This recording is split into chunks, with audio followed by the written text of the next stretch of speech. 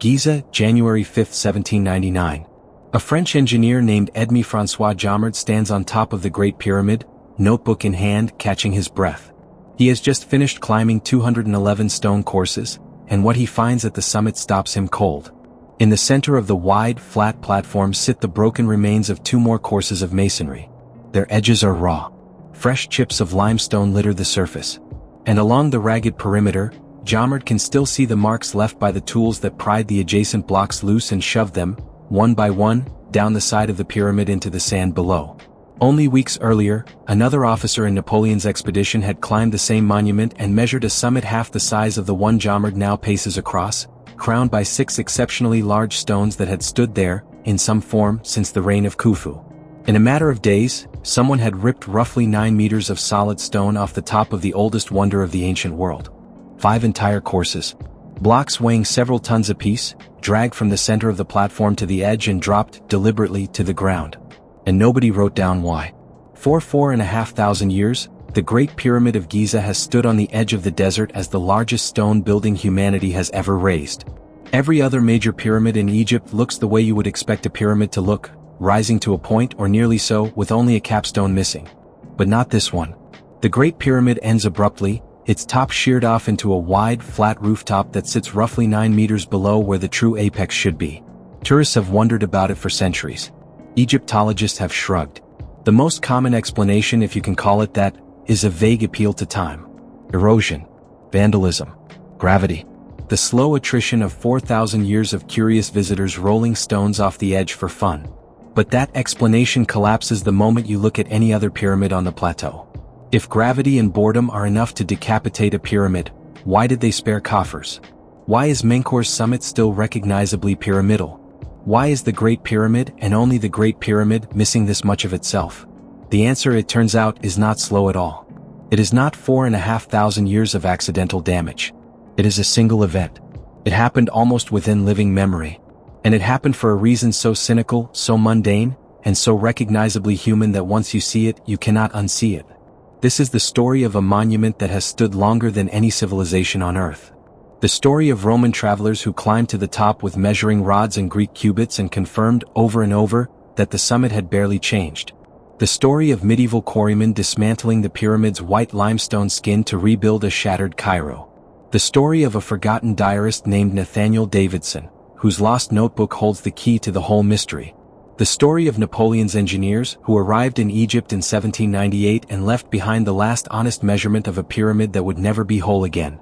And the story of one Arab guide, and the profitable little tea party he almost certainly organized on top of the largest tomb ever built. The evidence for what follows comes primarily from the research of the YouTube channel History for Granite, which cross-referenced pilgrim accounts, expedition notebooks, and Davidson's own manuscript to reconstruct the timeline you are about to hear. Nothing in this investigation is invention. Every measurement, every date, every witness comes from a real record left behind by a real person who climbed the pyramid and wrote down what they saw. So how did the Great Pyramid lose its top? Who did it? And why, out of every pyramid in Egypt, was this the one singled out for what a French witness that January morning could only describe as a job that had been coordinated in advance? If you enjoy investigations that treat ancient history as a crime scene rather than a legend, hit the like button now. It genuinely helps this channel reach more viewers who care about the difference. Then stay with us. Because to understand what happened at the close of the 18th century, we first have to travel back much further than that, to the century when the pyramid still wore its white skin and a pointed cap, and the men climbing it were writing in Greek. To understand what was lost at the end of the 18th century, you first have to understand what still existed a century after Christ walked the earth. Roll the clock back 2,000 years. The Roman Empire is at its zenith, and the pyramids of Giza are already impossibly old. By the time a Roman senator or a Greek traveler arrived at the foot of Khufu's tomb, more time had passed between them and the pyramid's construction than has passed between us and the fall of Rome itself. And yet the Great Pyramid still wore its skin. Roughly 200,000 casing stones of polished white limestone covered its 4 faces from base to summit, so smooth that the entire monument caught the sun like a mirror, so tight that a knife could not be forced between them. It shone across the desert like a mountain of light. We have 2 eyewitnesses to that pyramid. 2 men who did what almost no one else in antiquity bothered to do. They climbed it, they measured it, and they wrote down what they saw. The first is Diodorus Siculus, a Greek historian who traveled through Egypt around 60 BC and eventually produced a 40-volume world history. Diodorus was not the credulous armchair chronicler he is sometimes accused of being. When he arrived at the pyramid, he brought instruments. He measured the base. He estimated the sloping height a climber would traverse walking up one face from the ground to the top. And he recorded the dimensions of the platform at the summit. Each side of that platform, he wrote, was 6 cubits long. In modern units, about 2.76 meters. The second witness comes roughly a century later. Pliny the Elder, the Roman naturalist who would one day die investigating the eruption of Vesuvius, includes in his Encyclopedic Natural History a section on the pyramids. Pliny gives his own numbers. His measurement of the base is close to what Diodorus wrote. His measurement of the sloping height is close. And his measurement of the platform at the top gives a perimeter of 16.5 Roman feet, which works out to about 1.22 meters on each side. The two numbers are not identical. Diodorus paces off roughly 2.76 meters on each side. Pliny later records something closer to 1.22. But that discrepancy is itself informative, because Pliny's summit is smaller than Diodorus's. If anything had changed on top of the pyramid between the two visits, it changed in the direction we would expect. A little more of the peak was gone. Not a lot. Just a little. Averaging the two, the Great Pyramid in Roman times ended in a flat rooftop roughly 2 meters on each side. That is not much of a rooftop. Do the trigonometry backwards, and it turns out that the original apex, the true point of the pyramid, sat less than 1.5 meters above where those Roman travelers were standing. In practical terms, only 2 or 3 courses of stone were missing from the summit that Diodorus and Pliny climbed. Everything else was still there. The casing was intact. The corners were sharp. The capstone itself, the pyramid ion, was gone and probably 1 or 2 courses beneath it. But everything else had survived. This is worth pausing on because it changes how we think about the state of the monument. For 2,500 years from the reign of Khufu to the age of Pliny, the Great Pyramid was, for all practical purposes, still the Great Pyramid. Time had not eaten it. Vandalism had not eaten it. Some pharaoh or a much later opportunist had probably knocked off the gilded tip that once crowned it, but that was the extent of it. The vast structure beneath was untouched. We can even work backwards from what remains today and estimate how tall the whole thing originally stood. 201 complete courses of masonry still stand today, plus the fragments of 2 more. If we assume the pyramid ion sat on a course of roughly average height, the original monument climbed through around 217 courses of stone from the sand at its base to the metal cap at the apex. 16 courses missing then. 16. That is the entire story of everything that would eventually be lost from the top of the Great Pyramid across 4,500 years. But in Pliny's time, only 2 or 3 of those 16 were gone.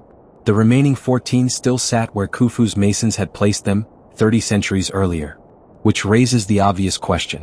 When did they leave? The answer to when the pyramid started to bleed stone is, at first glance, disappointing. For more than 1,000 years after Pliny, almost nobody wrote anything about it worth measuring by. The Roman Empire fell. Egypt passed from Byzantine rule into the hands of an Arab caliphate. Christianity gave way to Islam across North Africa. Cairo rose from the desert a few kilometers away, an entire medieval capital built in the shadow of a monument older than every religion practiced within its walls. Pilgrims came. Merchants came. But for 11 centuries, nobody with a measuring rod bothered to climb Khufu's pyramid and record what they found. Then in the year 1200, a physician and philosopher from Baghdad named Abdul Latif Al-Baghdadi arrived in Egypt. He was there to document a famine that had struck the country. But like every serious observer to arrive at Giza, he could not resist climbing the biggest and oldest building he had ever seen in his life. His account is remarkable for 2 reasons. First, he describes the casing stones still in place, still smooth, still catching the light. This is important. 2,000 years after Pliny, the outer skin of the Great Pyramid was, in al-Baghdadi's own words, basically intact. Second, he measured the summit. 10 Turkish cubits on each side, he wrote. In modern units, that comes out to about 5.78 meters. Take a second with that number. In Pliny's day, the summit was roughly 2 meters across. In al-Baghdadi's day, it was closer to 6. The difference, translated backwards through the geometry of the pyramid, corresponds to about 7 courses of stone missing from the top. Which means, across 11 centuries of Roman collapse, Byzantine rule, Arab conquest, and medieval quiet, roughly 4 more courses had come off the pyramid than in all of the 2 millennia before. It is not nothing. But it is also not much. The Great Pyramid was still, functionally, the pyramid Khufu's masons had built. That would begin to change 195 years later. In 1395, a French nobleman from the town of Angers made the pilgrimage to Egypt and climbed to Giza. What he saw halfway up the face of the Great Pyramid he described in blunt terms. Masons, he wrote, working with block and tackle, were prying off the great white-hewn stones that formed the facing of the monument and letting them down to the ground below. The famous white skin, the mirror surface that had shone across the desert for 3,500 years, was being harvested. The textbooks will tell you an earthquake shook the casing loose in the early 14th century. That is technically true, but it is not the reason the stones came off. The earthquake damaged Cairo. Cairo needed to be rebuilt. And the biggest, cleanest, most easily quarried stockpile of dressed limestone within reach of the shattered city was sitting on the sides of Khufu's tomb, cut and polished and waiting. The earthquake did not knock the casing off the pyramid. The rebuilding of Cairo did. For most of the next century and a half, work crews methodically stripped the Great Pyramid of the 200,000 casing stones that Al-Baghdadi had seen still in place. And when they were done, the pyramid looked, more or less, the way it looks in every photograph you have ever seen. Blocky. Step. The core exposed. The corners softened. The dazzling white mountain of light was gone. A stone staircase was left in its place. In the process, roughly 4 more courses came off the top. Not because the quarrymen wanted them. There was no money in the coarse interior blocks of the pyramid's core. But when you drop a 15-ton casing stone down the side of a monument, it takes some of what is under it along for the ride. And when the casing at the summit was pulled off, the corners of the topmost interior courses went with it. If this investigation is teaching you something new about how much of our ancient history was destroyed on purpose, and how recently, hit the like button. It is a 5-second gesture that seriously helps this channel find the people who care. Now the pyramid was skinless and its true core exposed for the first time. And it is here, in the age of the exposed core, that the historical record becomes a mess. Because from this moment on, visitors stopped measuring the pyramid. They started counting it. And counting, it turns out, is the worst thing they could have done. Once the casing was gone, the pyramid became something that looked, to a European visitor climbing up its face for the first time, like a giant stone staircase. And what does anyone do when they climb a giant stone staircase? They count the steps. 4 centuries after the casing came off, this is exactly what almost every traveler to Giza did. They arrived. They climbed. They counted the courses beneath their feet on the way up. And they went home and wrote their number in their diary or their travelogue or their letter to their patron. And because they were all counting the same pyramid within a few generations of each other, historians assumed you could line up their numbers, watch the count drop over time, and read the shrinking of the summit like the rings of a felled tree. The count did drop over time. By quite a lot. 15th century visitors wrote down numbers in the neighborhood of 250. 17th century travelers came back with 208 or 190. By the 18th century, the count was often below 200. If you plotted these figures on a graph, the pyramid appeared to be melting. There is only one problem with this beautiful picture. Almost every one of those numbers is wrong. We know this thanks to a French Egyptologist named Georges Goyen, who in 1978 did something none of the earlier travelers had thought to do. He climbed the pyramid 4 different times, up 4 different faces, and counted the steps each time. His numbers did not match. Not each other. Not anything. The reason turned out to be architectural. The white casing stones, when they were still in place, had been laid in perfect horizontal courses, each one running level all the way around the pyramid. But behind the casing, the interior backing stones were not laid so neatly. To match the height of one casing course, the masons would sometimes stack 2 smaller backing stones on top of one another. From a distance it looked like one course. Up close, if you were climbing, it was 2 steps. If your foot went up twice and you were dutifully counting 1 step per foot, you counted the same course twice. It got worse if you climbed the west face versus the east face because the backing stones were split differently on different sides. 2 travelers climbing the same pyramid on the same afternoon could come down with numbers that differed by 10 or 20 courses. Neither of them was lying. Both of them were wrong.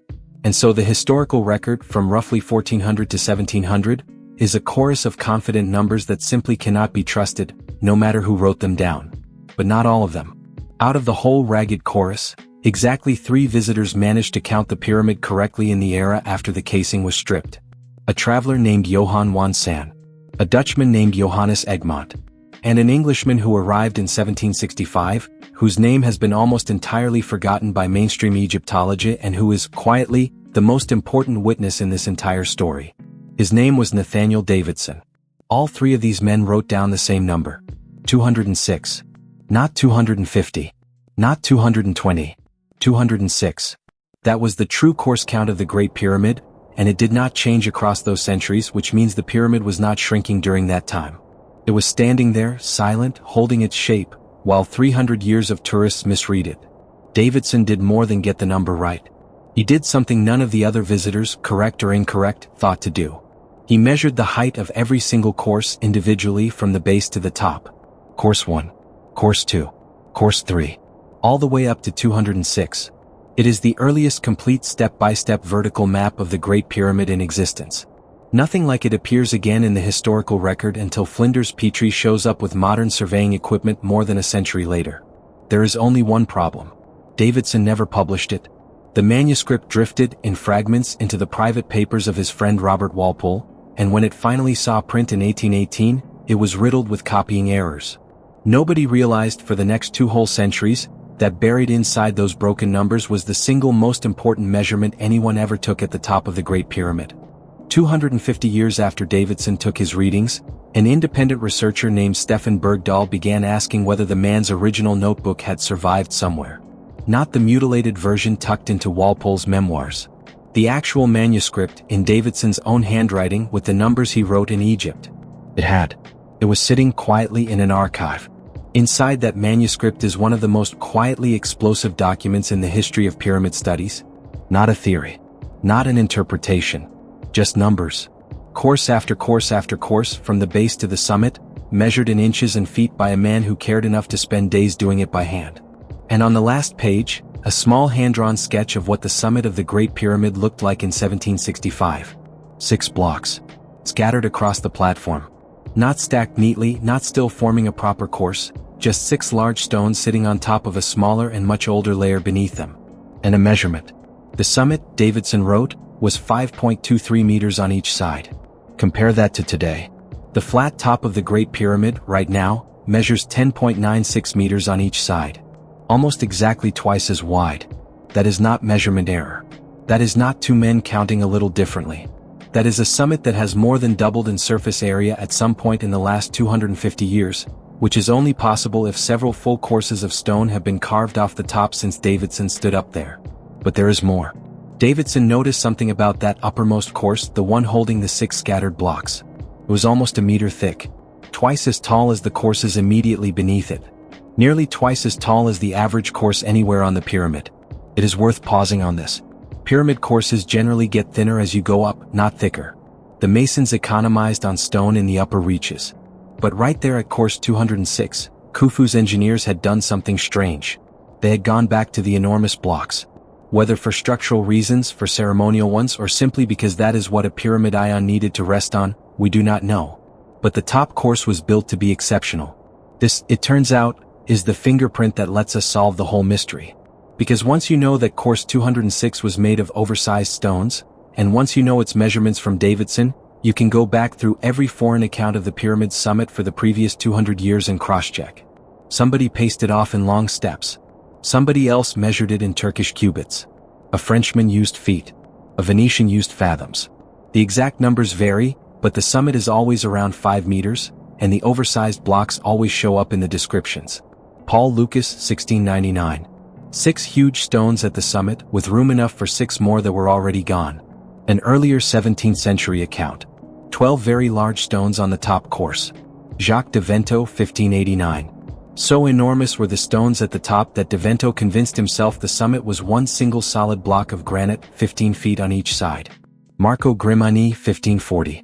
8 long steps at the summit and, incidentally, the first person to record the exit of the pyramid's northern air channel around course 100. Every one of them saw the same thing Davidson saw. A summit around 5 meters across, crowned by an exceptional course of oversized stones. For nearly 3 centuries, right through the era when European tourism to Egypt was ramping up, that top course was doing exactly what its masons had built it to do. It was holding. And it fits, retroactively, with Al-Baghdadi from 1200, whose summit was only about 1 meter wider than what Davidson would measure 5 centuries later. That extra meter corresponds to roughly 4 courses of stone, which is exactly what you would expect to come off during the period when medieval quarrymen were ripping the casing off the sides. So the pyramid, from the age of the Romans right up through the year 1798, tells a coherent story. Slow minor losses, a capstone, a handful of upper courses, the casing and a few backing stones with it. And then, holding steady, that stubborn course 206. Until, one evening in Napoleonic Egypt, somebody decided it was in the way.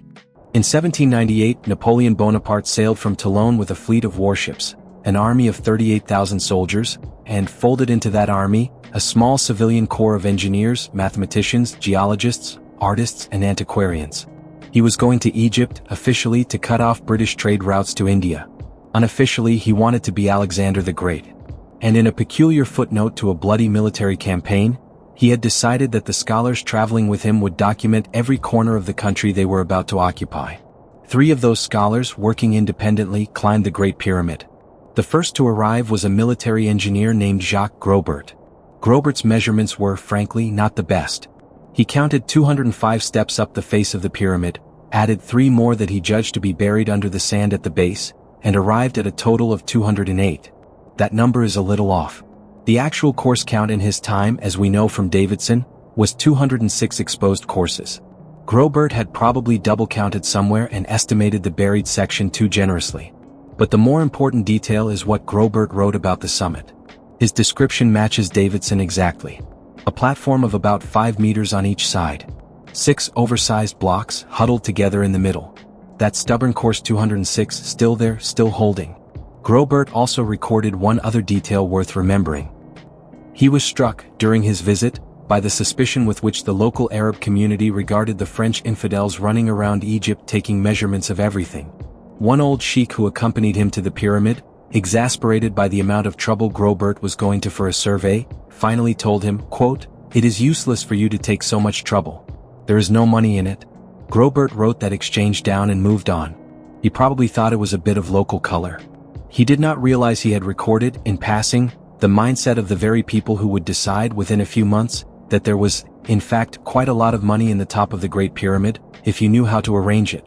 A short time later, Grobert's colleague Edmy Jamard climbed the same pyramid, and found something different. Jamard counted 211 full steps, plus the ragged remains of 2 more courses on top. Total, 213. His summit, he measured, was 10 Egyptian feet across on one side. That is roughly 3 meters. It was already almost twice as wide as the summit Grobert had climbed. The 6 oversized blocks were gone. The exceptional course 206 was gone. In their place, Jamard saw only the mutilated corners of 2 extra courses that had been half torn away, their edges still fresh from the tools, and in the center, a wide flat rooftop that had not existed a few months earlier. Jamard wrote out what he saw in a passage that reads even now, like a coroner's report at a crime scene. He noted the date, January the 5th, 1799. He noted the fresh chipping at the corners of the 2 half-destroyed courses. He noted the traces of what he called the recent removal of the adjacent stones. He wrote that from time to time, when the stones at the summit are shaken loose, the Arabs and the visitors detach them, and they are thrown from the top to the bottom of the pyramid with an enormous crash, breaking the edges of the lower steps as they fall. Jamard interpreted what he was seeing as ongoing, random vandalism. That is, in fact, what most subsequent Egyptologists have also assumed. But we now know that reading was wrong. Because after Jamard's visit, the destruction stops. The summit he described in 1799 is essentially the summit you see in photographs today. Whatever was happening at the top of the Great Pyramid, it was not a slow drip of tourist mischief. It was a single event, executed by planners, that ended just before Jamard climbed up to catch its aftermath. If this is the kind of investigation you want more of, forgotten evidence pieced back together into a real timeline, the subscribe button is right there. It costs you nothing and it is the biggest single thing that keeps a small channel like this alive. The question now is obvious. What had happened exactly in those few weeks between Grobert's visit and Jamard's? And well beyond even that, why? To understand what happened between Grobert and Jamard, you have to fast forward about 50 years, to a very different visitor climbing the Great Pyramid for a very different reason. In the 1860s, a Scottish astronomer named Charles Piazzi Smyth traveled to Egypt to conduct what he considered a scientific survey of the pyramid. Piazzi Smyth had strong and, by modern standards, deeply eccentric opinions about the meaning hidden in Khufu's dimensions. But he was a careful observer, and he did something almost none of his predecessors had bothered with. He talked at length with the local Arab guides who made their livings taking tourists up and through the pyramid. The most talkative of those guides was a man named Ali Dubbé. Dubbé was not a scholar. He was a working professional running a small pyramid-based tourism business, and he was proud of his craft. He explained to Piazzi Smyth, without any apparent shame, how he and his colleagues managed the visitor experience. They would deliberately plug up the internal passages of the pyramid with rubble or debris, so that tourists who wanted to see the king's chamber or the grand gallery would have to hire additional guides and manual laborers to clear the way. They would exaggerate the difficulty of climbs, so that stronger porters had to be paid to help elderly clients up the exterior steps. Every artificial obstacle was a fresh line item on the bill. Dubbé told Piazzi Smyth, in effect, that the pyramid was a paying enterprise. And in that same conversation he mentioned something that at the time seemed like a passing detail. Most tourists of his era, he said, preferred to climb the outside of the Great Pyramid rather than go inside it. The climb was the main attraction. And the reward for the climb, for wealthier visitors, was a small gathering at the summit. Chairs, tables. A picnic conducted at the highest man-made surface on Earth, 450 feet above the sand. Now think about what such an event actually requires. You need a flat, stable, roughly rectangular platform, big enough to seat several adults with a table between them. You need porters to carry the furniture, the tableware, the food, and the drink up the 200 courses beneath. And you need enough space at the top that guests can stand up, walk around, admire the view, and pose for the occasional artist or later photographer, without the constant worry that a misstep will send them or their neighbor plunging to their death. The summit Nathaniel Davidson had measured in 1765 was 5.23 meters on each side. Small, uneven, cluttered with the 6 oversized blocks of course 206, which had been intentionally engineered by Khufu's masons to be tall and awkward and, from the point of view of a Regency tea party, extremely inconvenient. That summit could not host a proper gathering. There was no room and no floor. The summit Jamerd measured on January the 5th, 1799 was almost twice as wide. Flat. Rectangular. Perfectly suitable for tables, chairs, and paying customers. The mystery of who decapitated the Great Pyramid, and why, dissolves the moment you set those two facts next to each other. Somebody in the local guide community, between Grobert's visit and Jamerd's, saw a business opportunity in the awkward course 206. Those oversized stones were not a monument to an ancient king. They were an obstacle to next season's revenue. Remove them and the platform beneath widened by an entire course. Remove the next course down and it widened again. Remove 5 courses in total, and you had a stone terrace big enough for a small restaurant. We do not have a signed confession. Nobody wrote down in the winter of 1798, "We are dismantling the top of the Great Pyramid because the tourists tip better up there." But we have the words of Grobert's old sheik, calmly telling the French engineer that there is no money in his silly measurements. We have Dubbé's frank testimony about how his industry actually operated. We have Davidson's summit on one side of a few short weeks and Jamerd's summit on the other. And we have the fact that after Jamerd's visit, when there was no more room for a bigger table, the destruction simply stopped. The perfect crime, in one sense, is the one nobody ever bothers to investigate because on the surface it seems just far too petty to have happened. After Jamerd walked back down the pyramid in January of 1799, an odd thing happened to the top of the Great Pyramid. Nothing. For the next 225 years, right up to the present day, the summit that Jamerd mapped is essentially the summit you can still climb to in photographs and drone footage. The number of courses matches. The width of the platform matches. The scattered damage along the topmost step matches. Whatever was going to be taken off had been taken off. The construction crew, if you want to call it that, packed up and went home. And the destruction, which every subsequent visitor assumed was continuous, silently ended. You can see this in the visual record too. In the 1820s, an Englishman named Edward Lane, one of the great early Arabists, produced a series of drawings of Egyptian monuments. His sketch of the Great Pyramid shows a summit that could be swapped, one for one, with a modern photograph.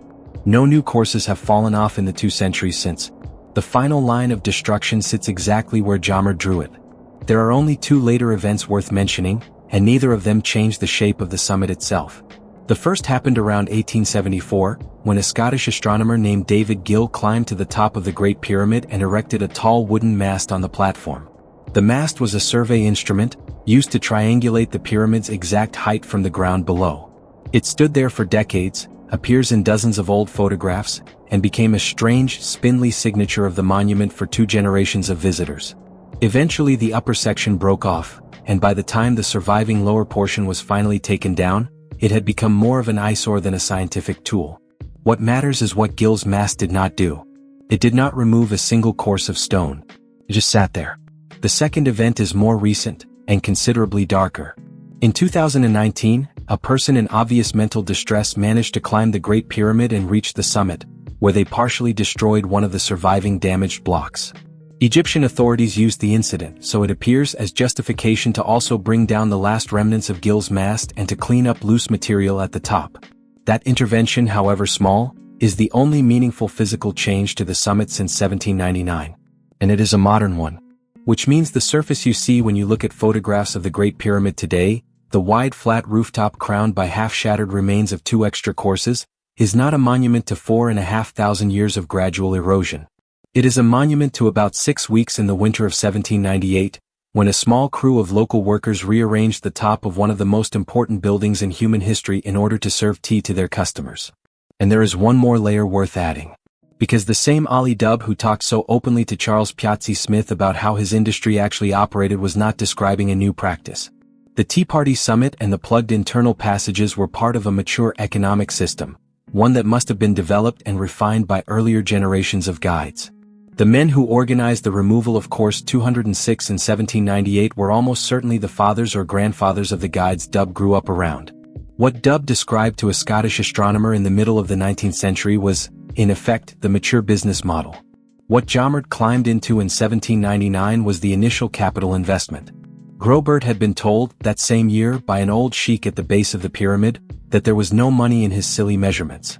The sheik was, in a narrow sense, telling him the truth. There was no money in surveying the pyramid. There was money in modifying it. And within a season, some of the sheik's own countrymen had gone up there and made the investment. Course 206, the exceptional layer of oversized stones that Khufu's masons had installed as a foundation for the pyramid was liquidated to make room for chairs. That is the crime. That is when it happened. And that is why.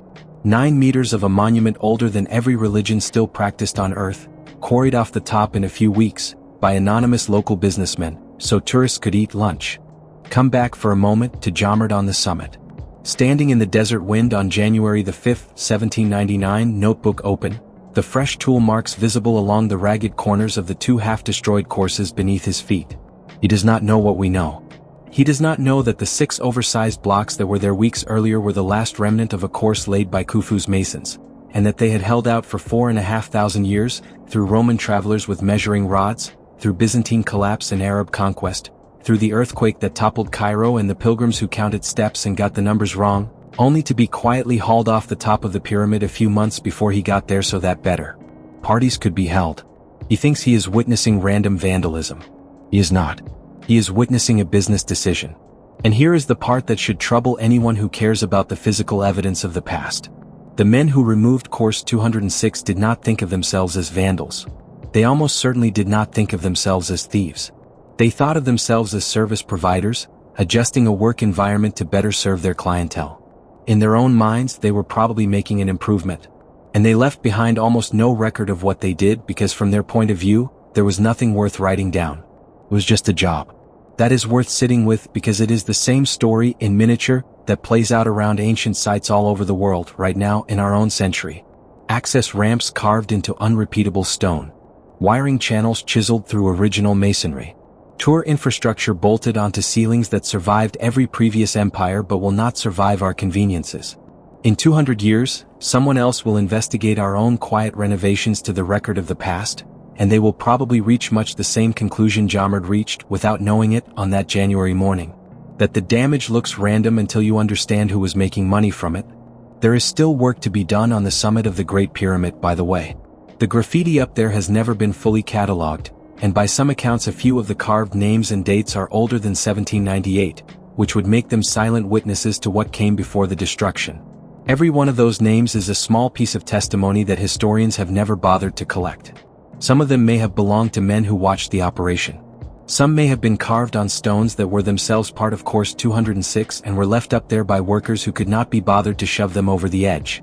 1 or 2 of the abnormally tall stones still up there may in fact be surviving fragments of Course 206 itself, orphaned by the same crew that took its neighbors down.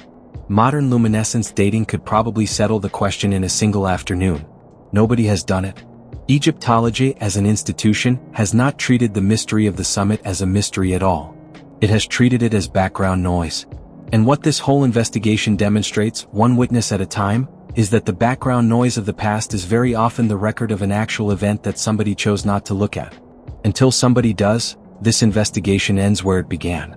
With a wide, flat rooftop at the top of the oldest wonder of the ancient world, sitting exactly where it should not be, silently marking the moment somebody decided a tea party mattered more than a monument. If this is the kind of history you want more of, hit the like button, subscribe for the next investigation, and tell me in the comments where you stand on this one. Was the removal of Course 206 an unforgivable crime against human heritage, or was it the entirely predictable behavior of poor people asked to preserve, for free, a building that made everyone else in the room rich? And, given the same incentives in the same century, would you honestly have done differently? I want the specific answer, not the polite one. Thank you for making it all the way to the end of a story that most channels would not have told.